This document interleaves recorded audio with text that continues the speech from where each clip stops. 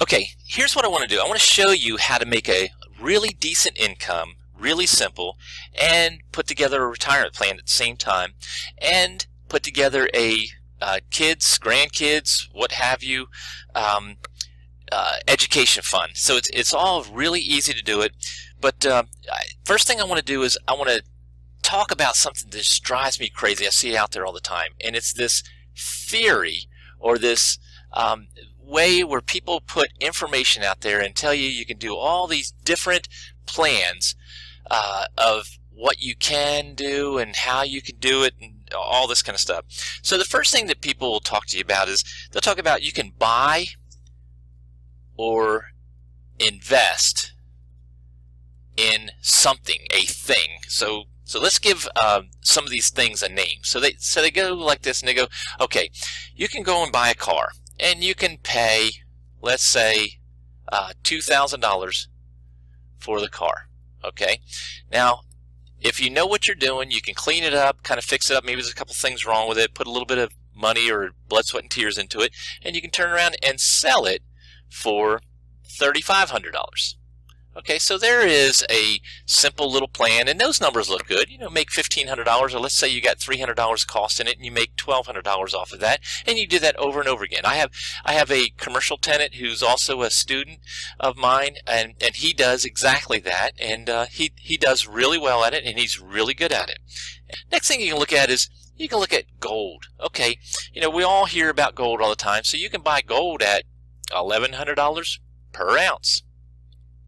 And then you can convince other people that it's going to be worth more money down the road, and you can turn around and sell that gold for $1,500 per ounce. Okay, so there's a little bit of a financial gain at $400, and all you're doing is moving money back and forth on paper.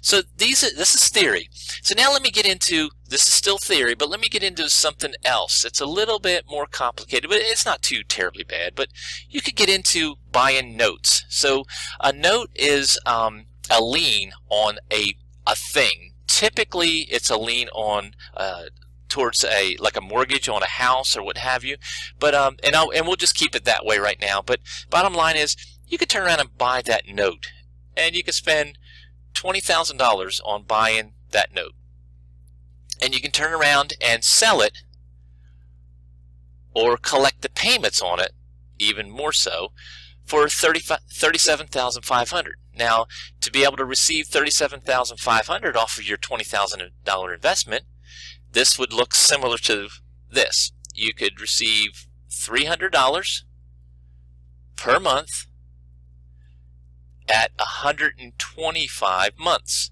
So 125 months is $37,500. So you've received your $20,000 back, plus you've made $17,500 by waiting, you know, the grand total of 125 months, provided everything works out just right. So that's a note. Now, all these numbers are good. They're all realistic, but what I want to do is show you a real deal. So I'm going to show you something that I really do. This is all theory, and this is things people hypothetically are speaking. So let's take a look at a house. So I'll show you a picture of a house here, and this is an actual property, and I have people that are constantly asking me, okay, can you tell me what the address is, and you know, all that kind of stuff. So this house right here, I'm going to write it right on this picture here. So the address is 105 Oak Crest. By the way, you don't have to be too smart to do this business. I prove it all the time. And that's in Statesboro, Georgia. Okay, that's in the town that Georgia Southern is in. That's one of the colleges, one of the primary colleges in Georgia. So Statesboro, Georgia is where Georgia Southern's at, and that's 105 Oak Crest. Okay, so this house right here, you can take a look at some of the numbers right there. This was a while back for me.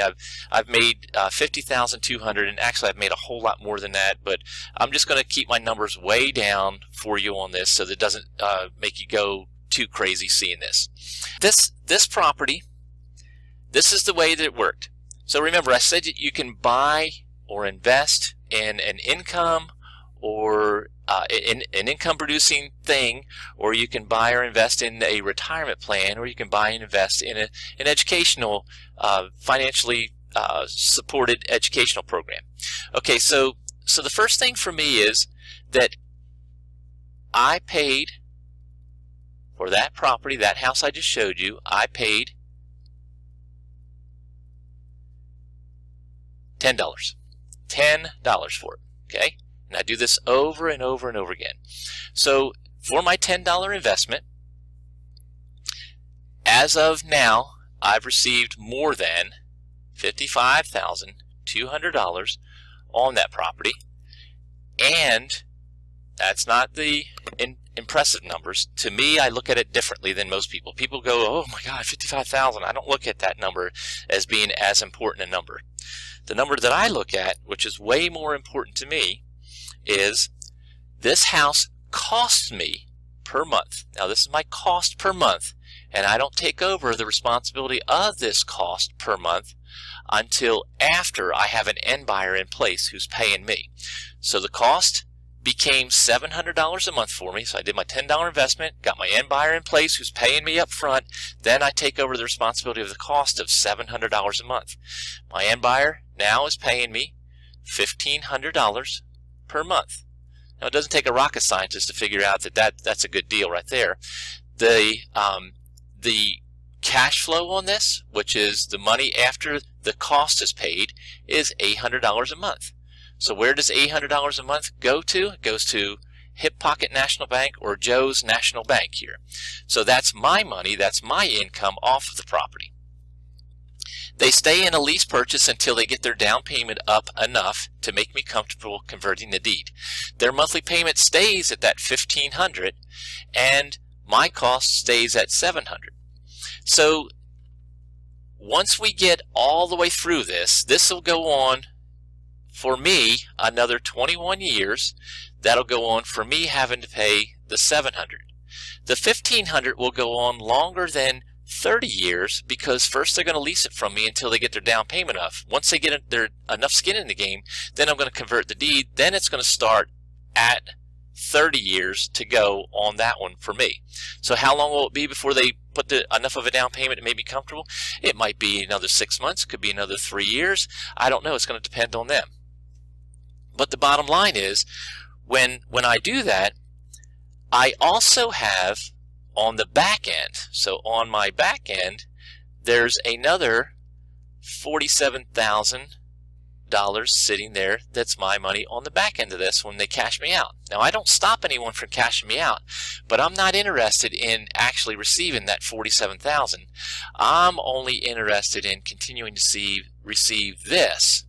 Now that's not where the best part is. The best part of the whole thing that a lot of people lose the focus on or don't realize is, for the 21 years, the $700 right here that I'm paying out of, when I receive this $1,500, I take $700 of it and I pay on this, that will be going away in 21 years. So when that $700 is gone, now that means that there's $1,500 that's mine, and that number could be higher depending on if that end buyer moves out and another one moves in or what have you.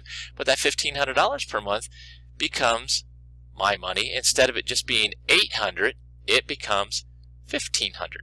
So you see how one house can put one kid through college with no problem whatsoever, and it's a nice little supplemental income. So one of the questions you have to ask yourself is, how many of those kind of deals do you need? Courtney, bring up the next picture. How many of those kind of deals do you need to satisfy your monthly thirst for an income? What does it take? Does it take 10 of those at $800 a month? Does it take 3? You know, is it as many as you can get? Of course, you know, that kind of gets a little bit crazy. So if you notice, here's just a few more houses. I have hundreds of these, but this one house down in the bottom center, that's the house I just showed you, and that's what the numbers were a long time ago when this file was first built. Now they've jumped up to what I've told you, and they're actually a lot higher than that, but I didn't feel like messing with any more numbers on it. But the bottom line is, these houses right here, okay, how do I go to a blank screen again now? So, yeah, that was quick. So just those few houses, the financial gain on those is over $212,000 so far, and it continues to grow. And the cash flow on that group of houses is $3,100 per month. Now again, each one of those houses cost me no more than 10 bucks. Some of them didn't even cost me $1. But that's per month. Eventually that per month will jump significantly up because the debt that's on those houses would be paid off with the end buyers paying me monthly on it. How much of a risk do I have? 0 or $10 if you want to, hold me to the $10 that I spent on the house that I may not be able to do anything with. But that happens maybe 3% of the time. The other 97% of the time I'm making these kind of numbers off of them. So I hope you enjoyed that. There's a link here at the bottom. I'd like you to click on that link so that you can get some more information about what it is that I do.